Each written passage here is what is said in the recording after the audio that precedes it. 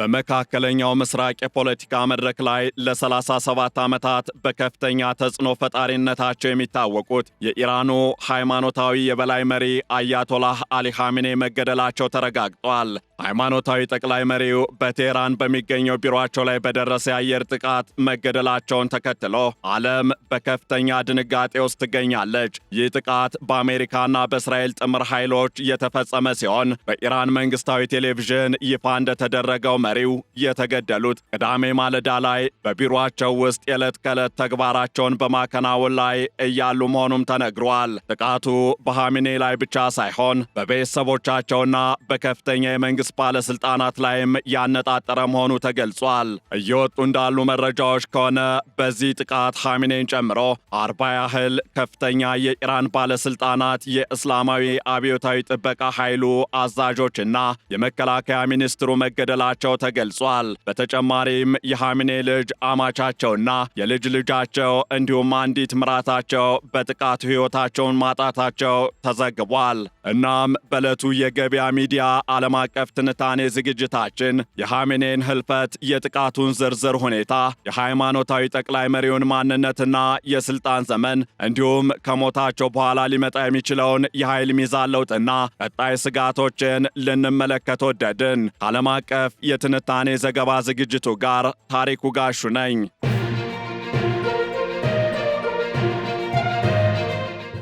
በኢራን ፖለቲካዊ ታሪክ ውስጥ ትልቅ ምዕራፍ የዘጋውና ቀጣዩን የሀገሪቱን ዕጣ ፈንታ ጥያቄ ምልክት ውስጥ የከተተው የአያቶላህ አሊ ኻሜኔ ግድያ በመላው ዓለም ከፍተኛ ድንጋጤን ፈጥሯል። ለ37 ዓመታት ኢራንን የመሩት የ86 ዓመቱ ከፍተኛ መሪ በቢሮአቸው ውስጥ በነበሩበት ወቅት በአሜሪካና በእስራኤል ጥምር የአየር ጥቃት መገደላቸውን የኢራን መንግሥት ቴሌቪዥን በይፋ አረጋግጧል። ይህ ክስተት በኢራን እስላማዊ ሪፐብሊክ 50 ዓመታት ታሪክ ውስጥ ከሁሉ የከፋ የህልውና አደጋ ተደርጎ ተወስዷል። ጥቃቱ የተፈጸመው ኢራን ውስጥ በሚገኙ በርካታ ስትራቴጂካዊ ቦታዎች ላይ ሲሆን በዚህም ሳቢያ ከከፍተኛ መሪው በተጨማሪ ቁጥራቸው 40 የሚደርስ ከፍተኛ የኢራን ባለስልጣናት መገደላቸው ተነግሯል። ከዚህ ጋር ተያይዞ ቅዳሜ ማለዳ ላይ ማለትም በትላንትናው ዕለት ጠዋት የኢራን ብሔራዊ ደህንነት ምክር ቤት በዋጣው መግለጫ አያቶላህ አሊ ኻሜኔ ስራቸውን በማከናወን ላይ ያሉ በቴህራን በሚገኘው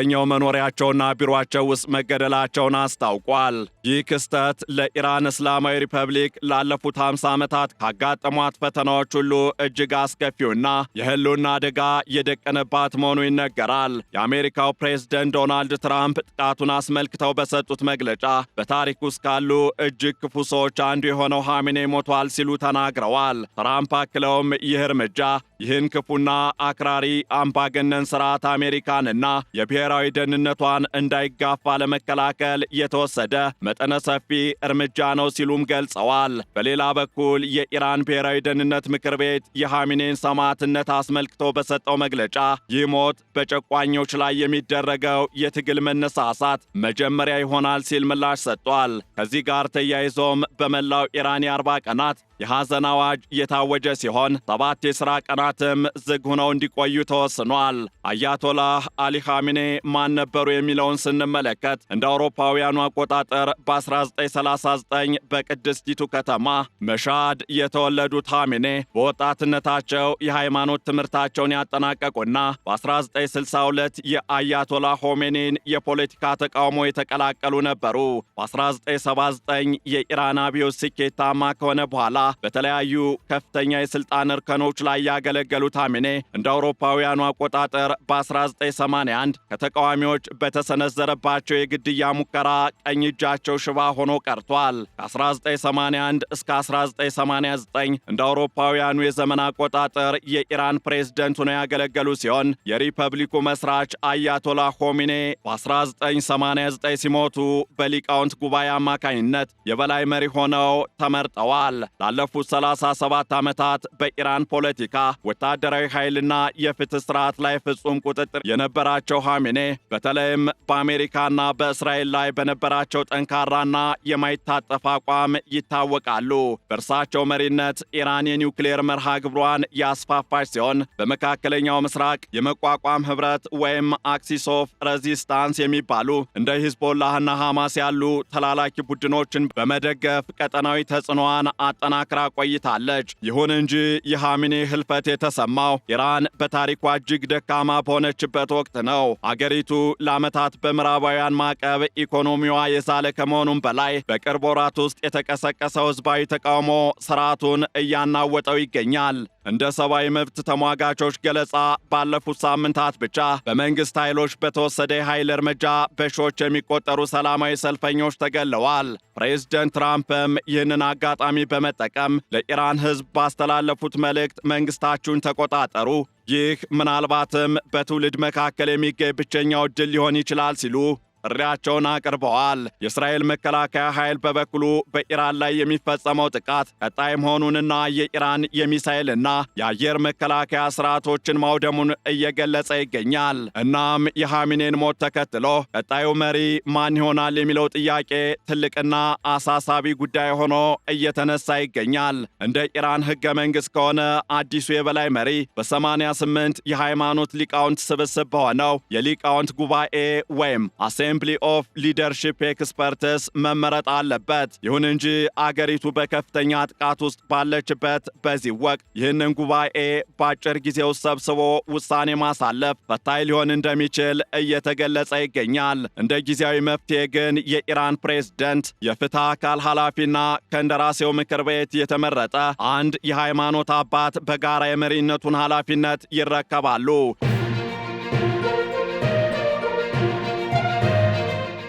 ቀደም ሲል ኻሜኔን ይተካሉ ተብለው የታጩት የቀድሞ ፕሬዝደንት ኢብራሂም ራይሲ በ2024 በሄሊኮፕተር አደጋ መሞታቸው የስልጣን ሽግግሩን ይበልጥ ውስብስብ አድርጎታል። አሁን ላይ የኻሜኔ ልጅ ሙጅታባ ኻሜኔ አንዱ ተመራጭ ሊሆን እንደሚችል ቢገመትም ሌሎች ስማቸው ያልተጠቀሱ 3 እጩዎች በዝግጅት ላይ እንደነበሩ እየተገለጸም ነው። ከኻሜኔ ህልፈት ጋር በተያያዘ የዓለም አቀፉ ማህበረሰብ ምላሽም የተለያየ መሆኑ እየተስተዋለ ነው። የቻይና መንግስት በተባበሩት መንግስታት ድርጅት በኩል በሰጠው መግለጫ በኢራን ላይ የተፈጸመውን ጥቃት በጥብቅ እንደሚያወግዝና የሲቪሎችን ደህንነት ለመጠበቅ የተቀመጠው ቀይ መስመር ሊታለፍ አይገባም ሲል አስጠንቅቋል። ቻይና በአካባቢው የሚታየው ወታደራዊ እርምጃ በአስቸኳይ እንዲቆምም ጥሪ አቅርባለች። በተቃራኒው የአሜሪካው ፕሬዝደንት ዶናልድ ትራምፕ ዲፕሎማሲያዊ መፍትሄ አሁንም ሊደረስበት የሚችል መሆኑን ጠቅሰው ነገር ግን አሁን ላይ ኢራን ክፉኛ እየተደበደበች ስለሆነ ድርድር ማድረግ ከትላንት ይልቅ ዛሬ ቀላል ነው ብለዋል። ፕሬዝደንት ትራምፕ ለኢራን መሪነት ጥሩ እጩዎች በአእምሯቸው እንዳሉ ቢገልጹም ማንነታቸውን ከመናገር ግን ተቆጥበዋል። በሌላ በኩል ደግሞ የሃይማኖታዊ ጠቅላይ መሪው የኻሜኔ ሞት ለኢራን ምን ትርጉም አለው ለሚለው ጥያቄ የፖለቲካ ተንታኞች የሚሰጡት ምላሽ ጥንቃቄ የተሞላበት ሆኗል። በአንድ በኩል የሃይማኖታዊ ጠቅላይ መሪው ኻሜኔ ሞት ለ37 ዓመታት የቆየውን ጽኑ አምባገነናዊ መዋቅር ሊያፈራርሰው ይችላል የሚል ተስፋ አለ። በስደት የሚኖሩት የኢራኑ የቀድሞው ሻህ ልጅ ረዛ ፓህላቪ ስርዓቱ እየፈራረሰ መሆኑን ገልጸው የኢራን ህዝብ ወደ ጎዳናዎች ወጥቶ የመጨረሻውን ድል እንዲያበስር ጥሪ አቅርበዋል። በሌላ በኩል ግን የኻሜኔ ሞት የግድ የእስላማዊ ሪፐብሊኩን ማክተም አያመላክትም የሚሉ ወገኖች እየተደመጡ ነው። ከዚህ ጋር በተያያዘ የእስላማዊ አብዮታዊ ጥበቃ ኃይል ወይም IRGC ወታደራዊ መዋቅሩን ተቆጣጥሮ አገሪቱን ይበልጥ ጠንካራ ወደሆነ ወታደራዊ አገዛዝ ሊወስዳት እንደሚችልም ይገመታል።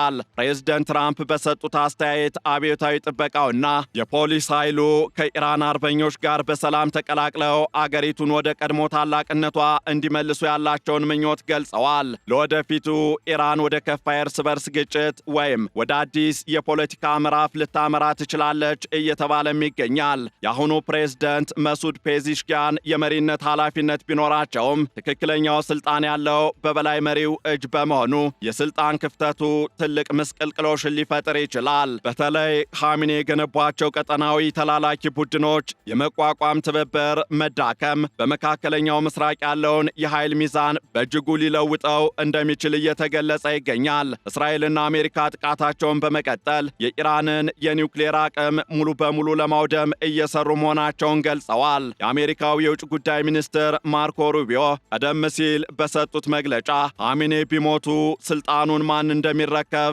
ማንም እንደማያውቅና ይህም ትልቅ ጥያቄ መሆኑን ገልጸው ነበር።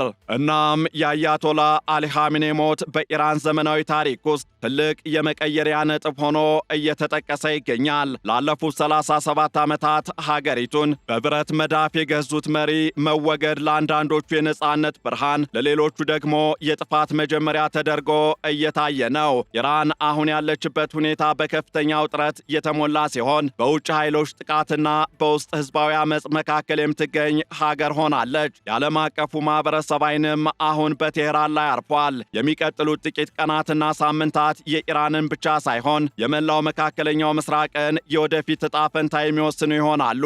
ኻሜኔ በሕይወት ዘመናቸው አሜሪካና እስራኤል ሊጠፉ ይገባል የሚል ጽኑ አቋም ነበራቸው። ሞታቸው ግን እርሳቸው የገነቡት ስርዓት ራሱ የህልውና አደጋ ውስጥ እንዲወድቅ አድርጎታል። እናም የኻሜኔ ሞት በኢራን የፖለቲካ መዋቅር ላይ ትልቅ ክፍተትን እንደሚፈጥር ከወዲሁ እየተተነበየ ይገኛል። ይህ ክፍተት በሰላማዊ የስልጣን ሽግግር ይሞላል ወይስ አገሪቱን ወደ ለየለት የእርስ በርስ ጦርነትና ወታደራዊ አገዛዝ ይከታታል የሚለው ጉዳይ ገና ምላሽ ያላገኘ ጥያቄ ነው። የዓለም አቀፉ ማህበረሰብ የኢራንን ቀጣይ እርምጃዎች በጥንቃቄ እየተከታተለ ይገኛል። የኢራን ህዝብም በአንድ በኩል ከበርካታ አስርተ ዓመታት ጭቆና ለመውጣት፣ በሌላ በኩል ደግሞ አገራቸው በውጭ ኃይሎች እንዳትፈራረስ በመስጋት መካከል ላይ ይገኛሉ።